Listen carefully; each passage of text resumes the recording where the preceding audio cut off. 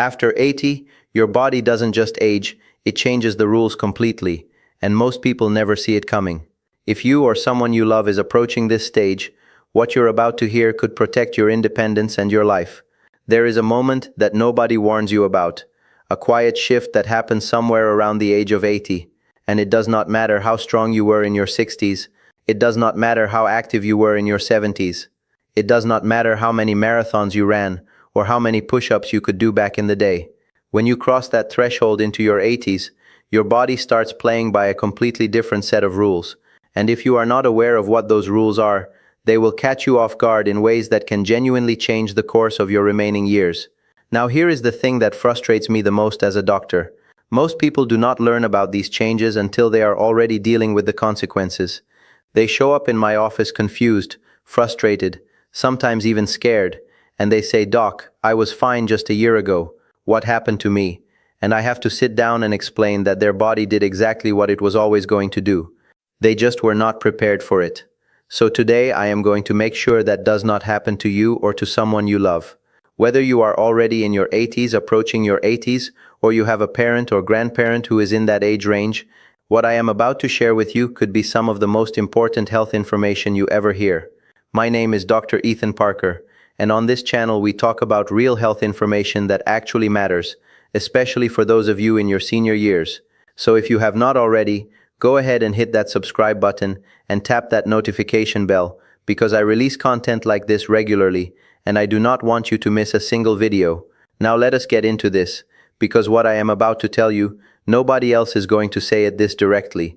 The first thing that happens once you turn 80, and this one catches almost everybody off guard, is that your body starts losing muscle at an accelerated rate that is unlike anything you have experienced before. Now I know what some of you are thinking. You are saying, "Dr. Martin, I have been hearing about muscle loss since I was 50. This is not new information." And you are right. Muscle loss does begin in your 30s, and it gradually continues throughout your life. But here is what most people do not understand. The rate of muscle loss between the ages of 30 and 70 is relatively slow and manageable. You might lose about 3 to 5% of your muscle mass per decade during those years. But once you hit 80, that number jumps dramatically. We are talking about losing up to 15% of your remaining muscle mass in a single decade, and in some cases even faster than that. This condition has a medical name.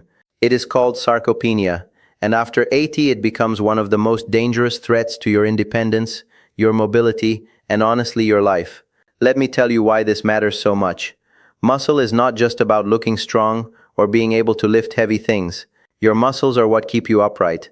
They are what prevent you from falling when you stumble on a crack in the sidewalk. They are what allow you to get up from a chair without assistance, to climb a flight of stairs, to carry your own groceries, to maintain the basic functions of daily living that most people take completely for granted.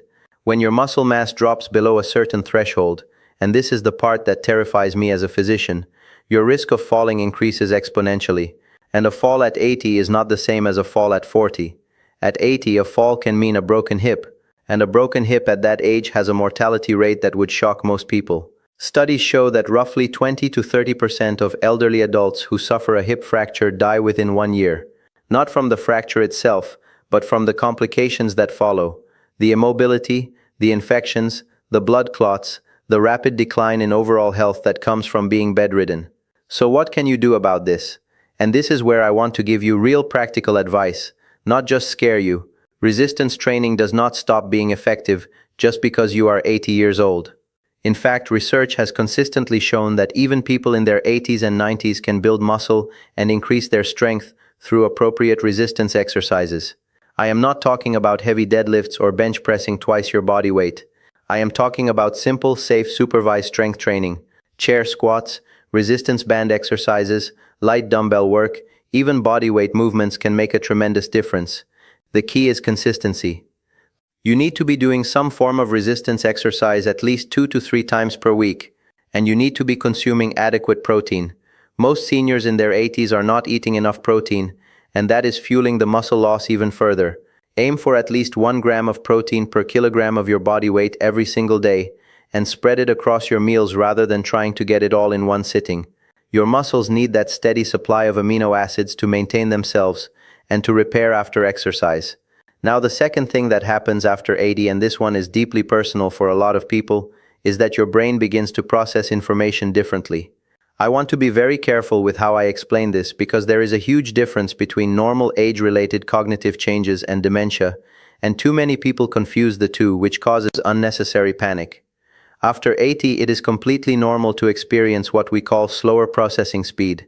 This means it might take you a little longer to recall a name, a little longer to find the right word in conversation, a little longer to make a decision or solve a problem. This does not mean you have Alzheimer's disease. This does not mean you are losing your mind. This is your brain operating with slightly less efficiency, which is a natural part of aging. However, and this is the important part, after 80, the risk of developing actual dementia does increase significantly. By the age of 85, roughly 1 in 3 people will have some form of dementia. That is a staggering number, and it is one that we cannot afford to ignore. The brain, much like your muscles, needs to be exercised and maintained, and the research on this is incredibly encouraging. Studies have shown that people who remain mentally active, socially engaged, and physically active have significantly lower rates of cognitive decline compared to those who become sedentary and isolated. One of the biggest mistakes I see in my patients over 80 is that they start withdrawing from social activities. They stop going to church. They stop meeting friends for lunch. They stop participating in community events. And they spend more and more time alone in front of the television. Social isolation is one of the most powerful accelerators of cognitive decline that we know of. Your brain needs stimulation. It needs conversation. It needs novelty. It needs challenge. So if you are over 80 or you know someone who is, please encourage social connection. Join a book club. Volunteer at a local organization. Take a class at a community center. Play cards with friends. Do crossword puzzles. Learn a new skill. It does not matter what it is, as long as it keeps your brain engaged and keeps you connected to other human beings. And let me add one more thing about brain health after 80 that most doctors will not tell you. Sleep becomes absolutely critical. I know that sleep patterns change as you age, and many seniors struggle with insomnia or fragmented sleep, but your brain uses sleep to clear out toxic proteins, including beta-amyloid, which is directly associated with Alzheimer's disease. If you are not sleeping well, those proteins accumulate faster, and your risk of cognitive decline increases. Talk to your doctor about your sleep. Do not just accept poor sleep as a normal part of aging.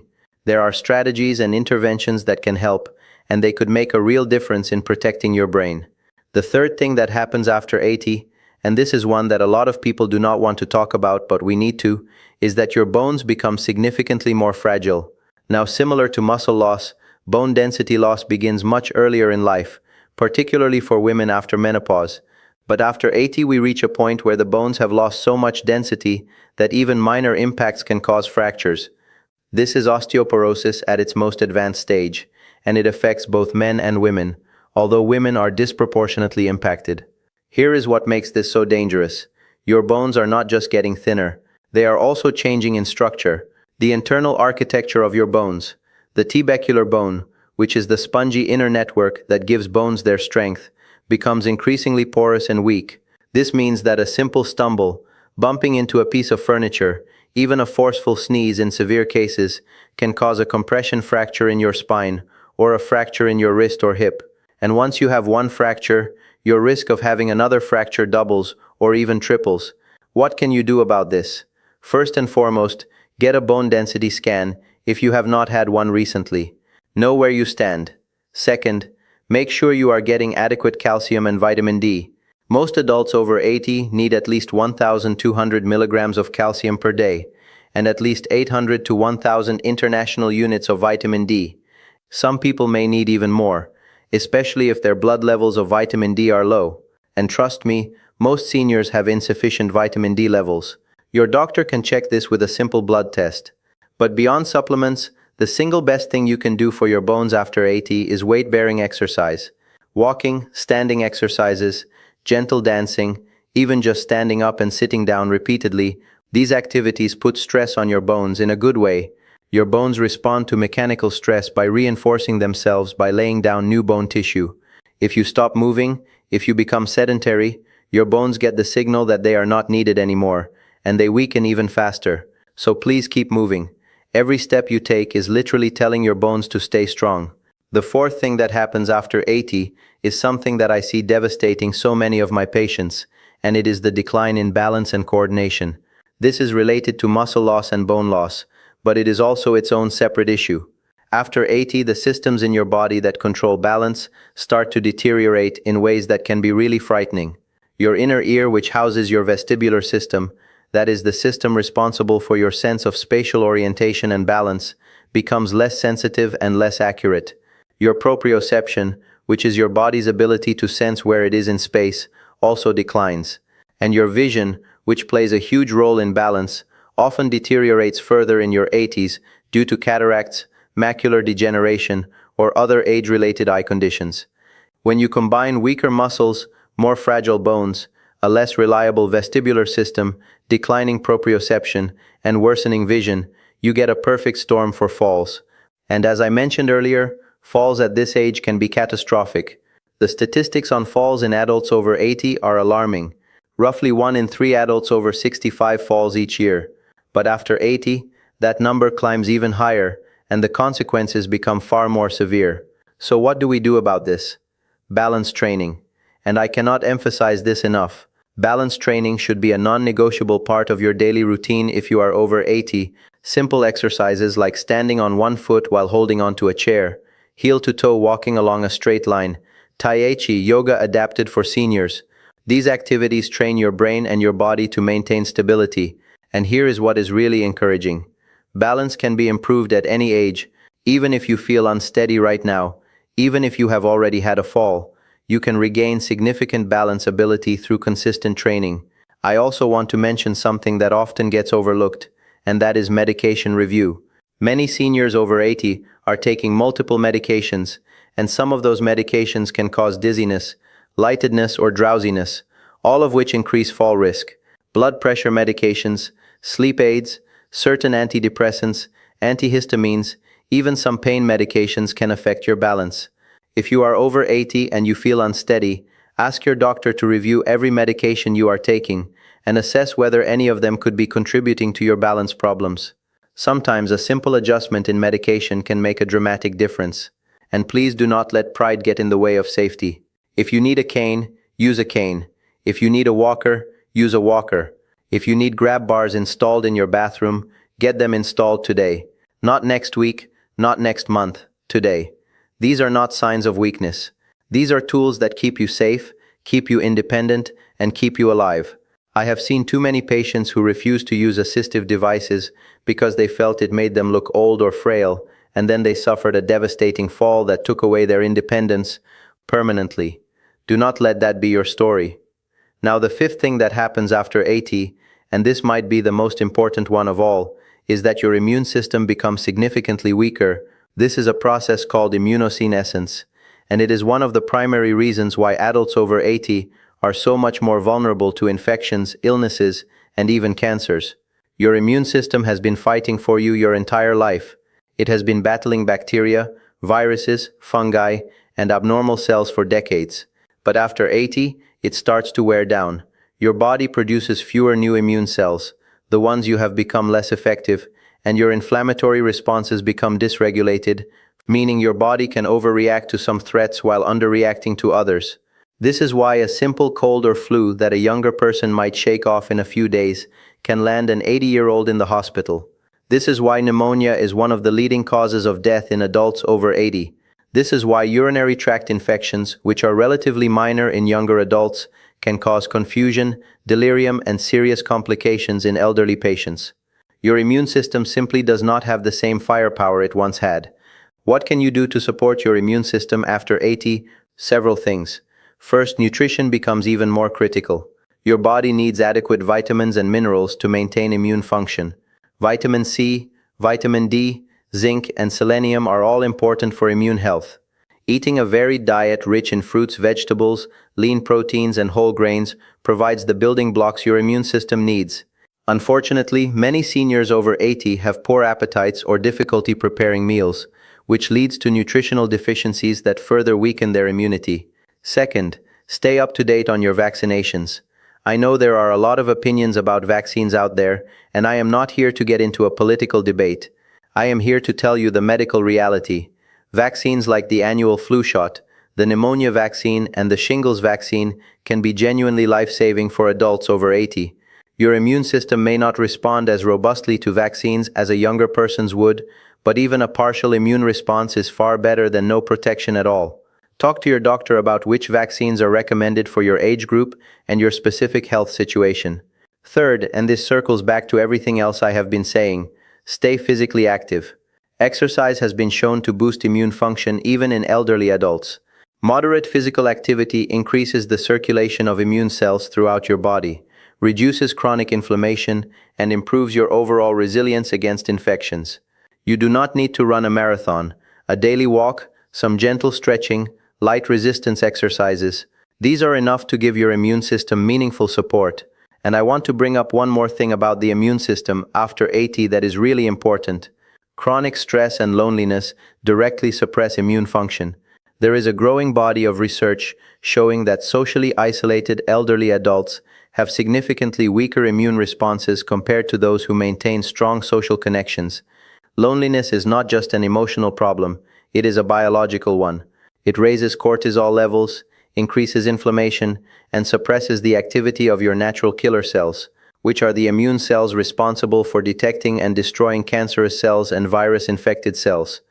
So once again, staying connected, staying engaged, staying part of a community is not just good for your mental health, it is essential for your physical survival. Now I want to take a moment to say something that I think needs to be said more often. Turning 80 is not a death sentence. It is not the beginning of the end.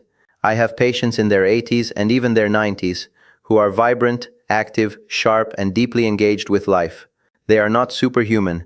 They are not genetically lucky. They are simply people who took their health seriously, who stayed active, who maintained their social connections, who ate well, who worked with their doctors, and who refused to accept decline as inevitable. Yes, the 5 things I have talked about today are real. They will happen to some degree whether you like it or not. Your muscles will weaken, your brain will slow down, your bones will become more fragile, your balance will decline, and your immune system will become less effective. These are biological realities, but the degree to which they affect you, the speed at which they progress, and the impact they have on your quality of life, that is largely within your control. Every single day, you have a choice. You can choose to sit on the couch and let these changes overtake you, or you can choose to fight back with movement, with nutrition, with social connection, with mental stimulation, with medical care, and with a stubborn refusal to give up on yourself. I have seen 80-year-olds who move better than some 60-year-olds I know. I have seen 90-year-olds with sharper minds than people half their age. Age is a number, but how you age is a decision. If you found this video helpful, and I truly hope you did, please do me a favor and share it with someone who needs to hear this. Share it with your parents, your grandparents, your friends, your neighbors. This information can genuinely change someone's life and potentially save it. Hit that like button, subscribe to the channel if you have not already, and leave me a comment below telling me what topic you would like me to cover next. I read every single comment, and your feedback helps me create content that truly serves you. This is Dr. Ethan Parker, reminding you that it is never too late to take control of your health. Your body is more resilient than you think, but it needs your help. Give it the movement, the nutrition, the rest, and the care it deserves, and it will carry you further than you ever imagined possible. Take care of yourselves, and I will see you in the next